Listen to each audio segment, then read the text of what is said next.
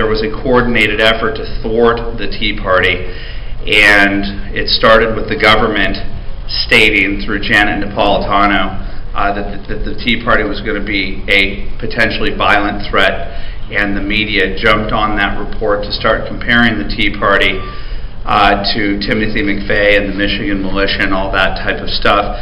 It never came to fruition. It never came to fruition, but the narrative still holds. We remember the report. We remember 2.5 years of the Tea Party being attacked mercilessly and held to an impossible standard. When we cleaned up after ourselves, it still wasn't good enough at our Tea Parties.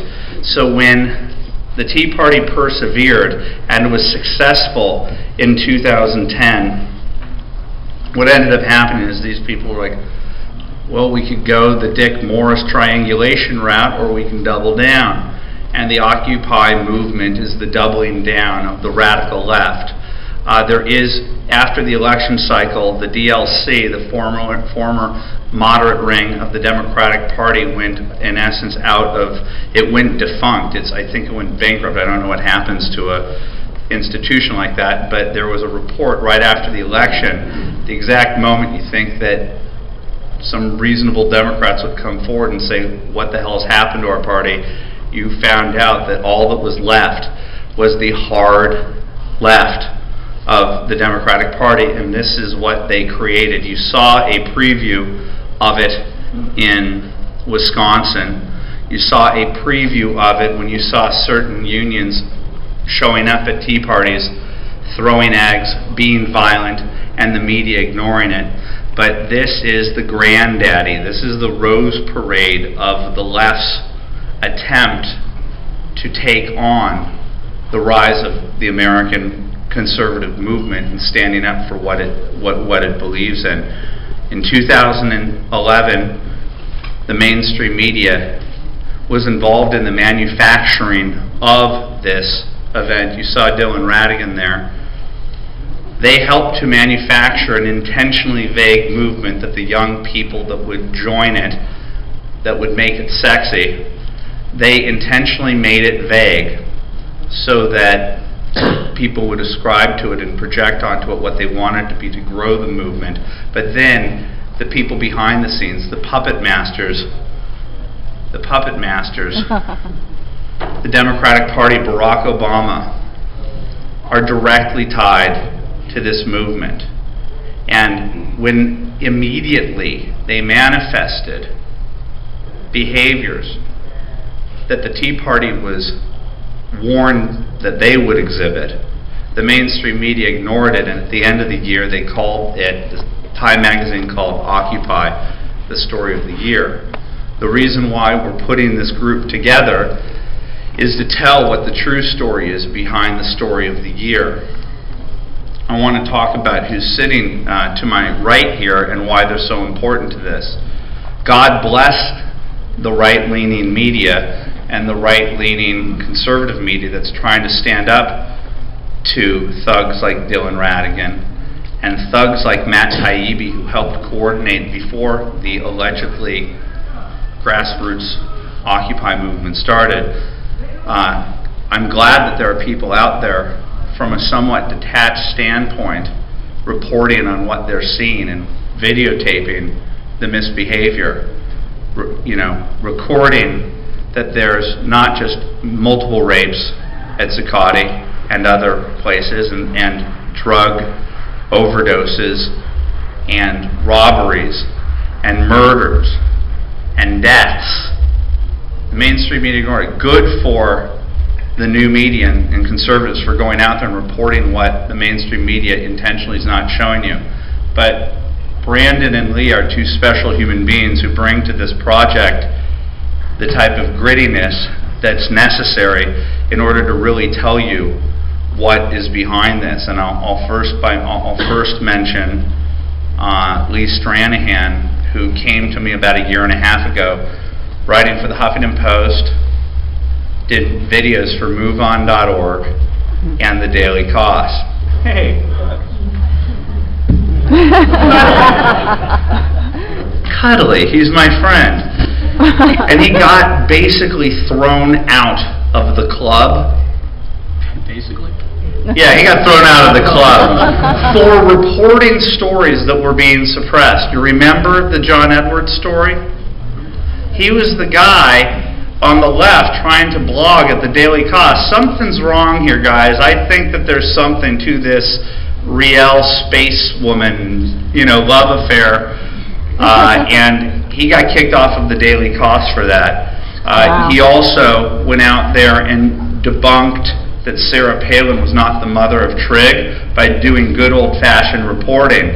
And when he contacted me, I was like, why are you an honest lefty? I didn't know that existed anymore.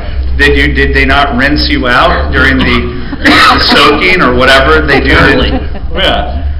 And he said, I see that the media is trying to construct a false narrative on you, and I wanted to talk to you about some of the stuff as it relates to race and the charade thing and the N-word stuff. And I think that you may be telling the truth, but I wanted to interview. And you're like, who the? I thought this was deep infiltration, and that Eric Holder, trained him or something, and he's with the FBI. Where did this guy come from? Oh yeah, and that brings us that he's over the last year been one of our best journalists. And that's because he understands these people, and he goes down and he integrates with them, and he gets to know these people. These people relate to him. He knows their language.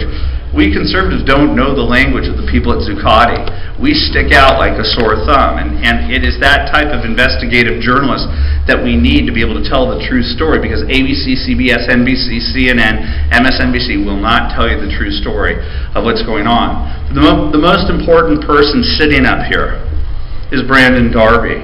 And Brandon Darby, to me, is not just to explaining what Occupy is, but he's the David Horowitz, in my mind, of our time, in so much that he was the radical leftist running things on the ground for the radical left during Katrina. That is not insignificant. That was one of their major actions and one of their major successes, and he was in the lower 9th Ward, and when Jesse Jackson had to go down there, they isolated him to be the person that took him on the photo op where the press gaggle followed him. So these two leftists understand, and for the purposes of clarity and truth, want to tell the world what the true story of 2012 is about. And the reason why Brandon is a hero to me is I'm going to tell you what he did, and I'm going to tell you how it relates to Occupy. He worked with the FBI as an informant, in which he informed upon two 20-somethings in the year 2008 who were part of an action, not unlike Occupy, that specifically isolated the 2008 Republican Convention. Does anybody remember the action, the leftist globalist action against the 2008 convention? They called it the GOP Welcoming Committee. And do you remember being a delegate there, or being a person walking into the convention center with heightened security and seeing the police in riot gear? Why were they in riot gear? They were there because of the GOP Welcoming Committee. Do you remember that the night that John McCain spoke, that Code Pink somehow infiltrated the floor? They were coordinated.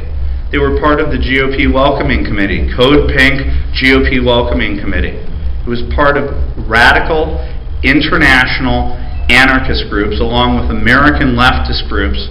I'm talking all with unions, all coordinating to tell you, Republicans or conservatives, that you shouldn't have the right to freely congregate and nominate your representatives. They wanted to intimidate us. What you saw at that GOP Welcoming Committee was an occupation. That was Occupy St. Paul. What did he do? He found out the two guys that he knew were planning on manufactured Molotov cocktails that they were going to use with a special kind of oil that burns skin worse than they manufactured that which would maim the delegates, the people attending it, and specifically going after the police. And he acted as an FBI informant. And as a result of that, is now persona non grata on the organized left for saving American citizens. What is wrong with the organized left that they can't see what we see, that he's an American hero? Everyone remember Acorn? Oh, they're still around. What did Wade Rathke have to say about you going to the, what did Wade Rathke have to say, Brandon, about you going to the police and stopping that which could have killed and maimed many people? He said it was a shame that Brandon Darby decided to snitch. That's Acorn. That's the Caucasian brother of the brother who laundered about $5 million, also Caucasian, from this group that helps poor people. Is Anita Moncrief around? She's another American hero. She's also going to be in this film. She understands the left. Acorn is a central force in Occupy, as this film will show you. Lee Stranahan went down to Occupy, and he was taken around by a lovely young lady, and there are many nice people who have joined Occupy. I would argue that they're misguided, but that's my personal opinion. But they were given such vague instructions by Dylan Ratigan intentionally. They were even told that Radiohead was going to be there. They were said, let's try and get a mass movement started, and then we'll fill the gizzards with the poison, because then they'll be invested in it. Acorn is a central entity, and Lee and Brandon went down to Zuccotti and were taken on a tour of Zuccotti by a person who had been there since day one, who was assigned to them, who was part of the growing organic structure. And in that, she matter-of-factly stated, because we had been reporting on the rapes and the sexual assaults, that it was unsafe for women, something that the mainstream media would not report because it would hurt their darling new counter-Tea Party. But what she also said, matter-of-factly, was one of the reasons why there's so much violence there is because of Acorn.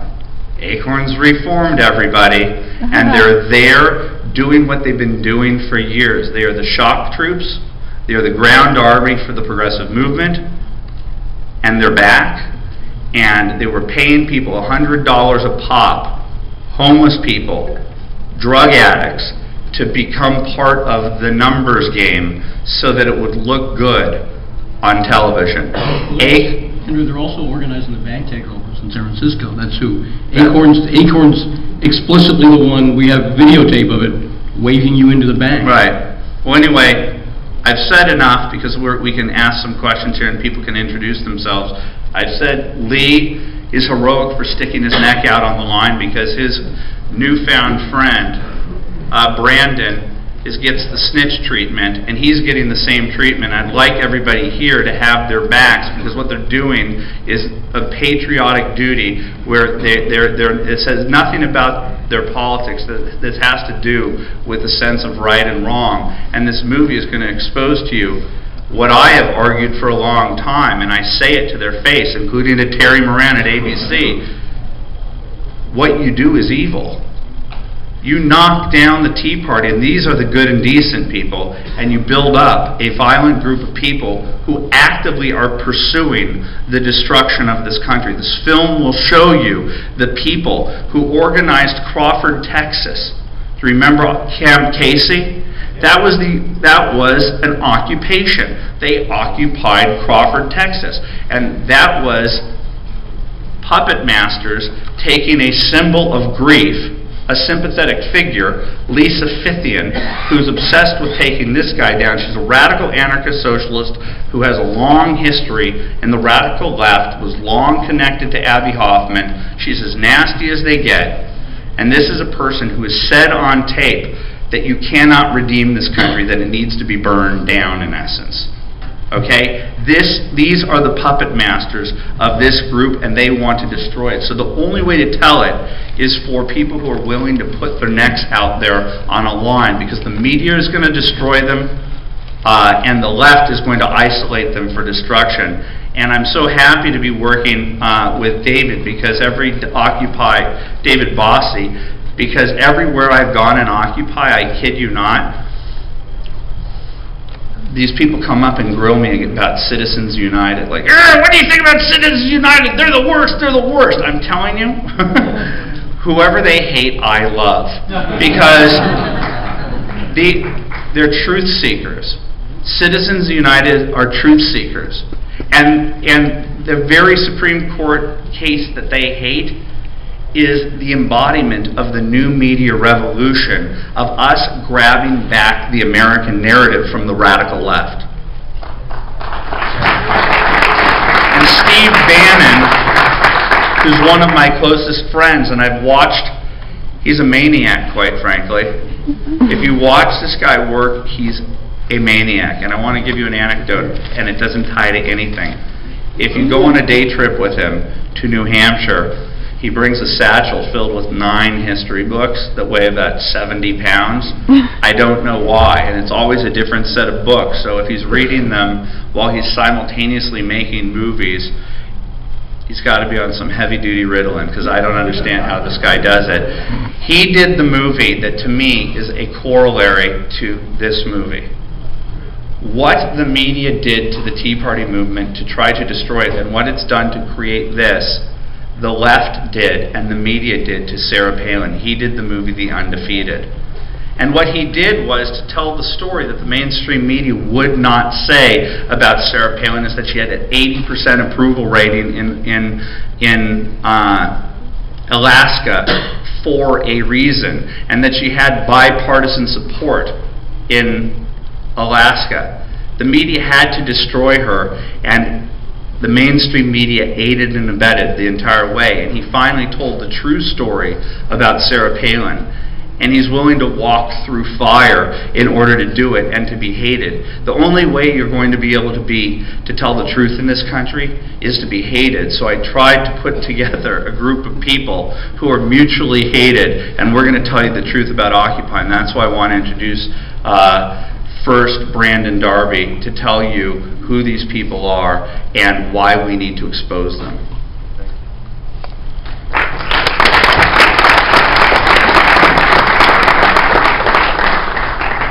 It's an honor to be here with the company I'm on the stage with, and I'm glad that y'all came.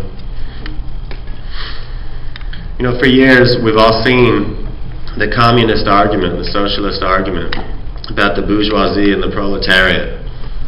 And we've seen what that's turned into, and we've seen the deaths and the control, and we've seen the loss of freedom around the world, and we've seen how that loss of economic freedom has turned into loss of personal freedom, and then it's turned into things like forced abortions in China, you know, and things like assassinations of political opponents in Russia. We've seen what's happened in Cuba, and we're seeing what's happening in Venezuela. The far left got together again, and they decided to reframe themselves.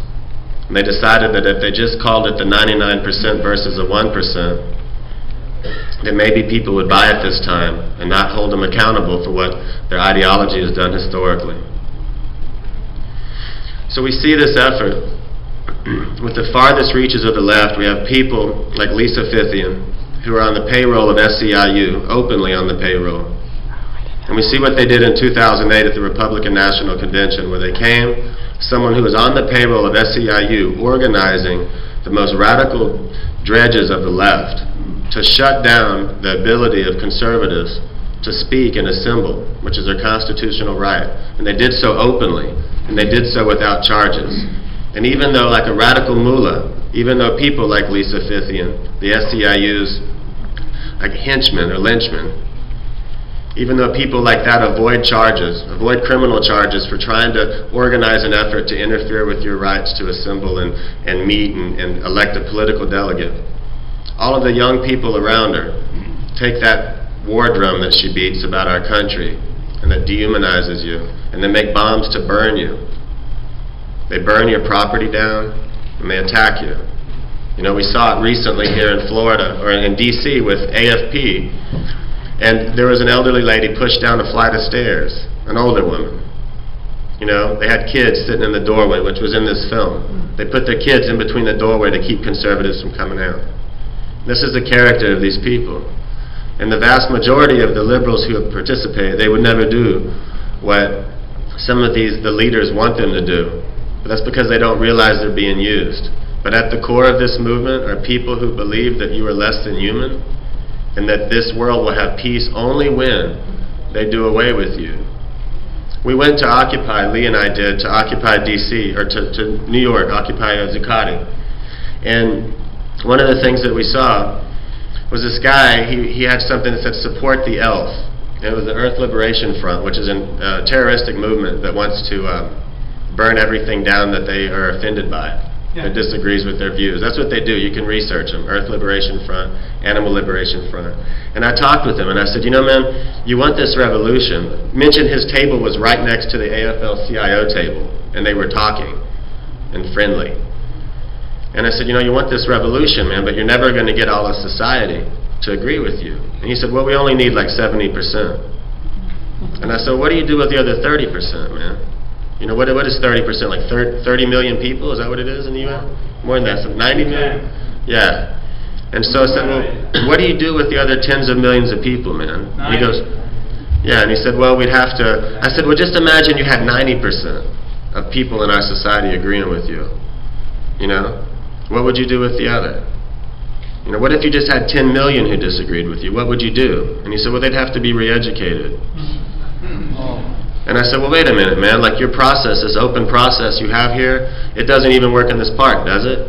He said, well, what I think we'd have to do is we'd have to, you know, we want direct democracy, but we need to figure out a system where we, you know, we elect people to represent us. I was like, really? All right, man. Nice talking with you. Yeah, so that's what we're dealing with, folks. We got some scary stuff happening. Thank you for coming and paying attention. You have to fight back. You have to speak back. You have to do something about the people who are trying to destroy us. Thank you. I want to bring up Steve Bannon to help frame what this film is going to be about and the structure of this film. But one of the things that we agreed upon was that the media tried to put a happy face, the same one that you see on the cover of Jonah Goldberg's book, you know, that happy smiley face of liberalism, but it is fascism. What you see in there is a glimpse into how their minds work, and this ain't no utopia. What this movie is going to be, and I think you saw a nice preview of it, and the goal is to shock people into their senses, and moderates into their senses, that this isn't your mother's Democratic Party, and these aren't your typical peace, love, and happiness liberals. This is going to be a war movie, and I want this to be rated X. I want it to be as vulgar as they are. I want it to be as dirty as they are. I want it to be as violent as they are, because we cannot whitewash the truth of what's happening to our country. Look, I want to thank David and Andrew for reaching out to me. Today, I'm in a place that I only do projects I initiate and I really want to get involved with. And honestly, I think I'm like 80% of the country. I kind of followed the Occupy thing, but I really wasn't engaged in it. I followed the Breitbart sites, how they changed the narrative, and I got to know names like Lee Stranahan and Darby and others by just reading their posts. But I hadn't really gone down the rabbit hole. I didn't really get in back of the story and find out. And when David and Andrew reached out to me, that Andrew had come up with an idea and wanted to tell the real story of Occupy, I started doing research. And when I came back to him, I said, look, I only want to do this in a certain way. And they were 100% on board, and I've made so many films with David that he's like a brother to me. But I said, look, we're at a war. This is a war film. I mean, this film is going to be the equivalent of seeing Lawrence, Kansas, and bloody Kansas in the Civil War. You're going to get to see all of the themes that play out in the larger narrative later on. The other thing I told him, I said, look, I don't want any conservative subject matter experts. I don't want any conservative talking heads. We're going to have people like, you know, David Horowitz, who just wrote a great book about how this has come from the anti-war movement. Lee Stranahan, who comes from the left and has gone through his own pilgrimage. Darby, Anita Moncrief, Pam Keyes. And I don't know if people know Pam, but Pam's was it Naked Emperor News. Naked Emperor News. She took down Van Jones, and she's the most unknown stud ass on the internet. She's another one that's come this journey, this pilgrimage from the left. And Christian Hartsock, who is kind of your classic liberal and is another videographer. So we've used people and used their footage and cut it. The intensity of the film will be exactly you saw the intensity of the trailer. And we wanted to make a trailer that really showed that we were getting back, not trying to do some PBS documentary, but a big, you know, we got to talk about the X rating. Well, you know, it's interesting. My Palin film, as you know, was X-rated or unrated until I went back and cut it because I took the vulgarity of the useful idiots of the media in that prologue I had, and that thing was X-rated, unrated until we went to and cut it at the last second to get a PG-13. So I know Dave and his sponsors may have some question about X-rated, but this will be very intense. There's a lot of violence. There's tremendous vulgarity. It's a scary film. Just in closing, I want to say Casey Kirby, who's working the camera today, was my editor on this and just did an amazing job. Casey, fantastic cutting on that. George Schmidt, Tian Pasco, Dan Florette, the other people who've worked on this. We're going to promise you guys this is going to be a big film, and I think it's going to be. We want to get it out in the spring to be the predicate for the campaign. This will lay out to the American people something the mainstream media. And I got to tell you, once you see as we go down the rabbit hole and show you the infrastructure of what Brandon Darby calls the professional left, and you see the infrastructure of these brown shirts, which essentially they are, and what they intend to do to intimidate, right, decent people, including the intimidation. The victims of this film are some of the most liberal mayors in this country, in Oakland and in Portland and in Seattle, and places like that. People that tried to work with these people. So you'll see the carnage they leave in their wake, and I think it will be an incredible eye opener to the American middle class, who quite frankly has dialed back. The other thing I think we're going to do and show is that the reason when these guys approached me I wanted to do it is that if you look at last August, and I made the Tea Party trilogy that talked about the national debt, talked about the financial crisis, talked about deficits, it talked about the spending, out-of-control spending. The mainstream media and the professional left have changed the narrative to be about income inequality and the 1% versus the 99%. That is all from September 15th in the Occupy movement, and we're going to deconstruct that so that thinking adults can kind of see how this thing just didn't happen. Right? This was all pre-planned, and this was all very well thought through. And they've done a very good job at doing it, so we're going to use this as the counter. I know David wants to talk about distribution and some other things, and Andrew, so thank you, and I can't wait to get this film out. I think you guys will find it exciting.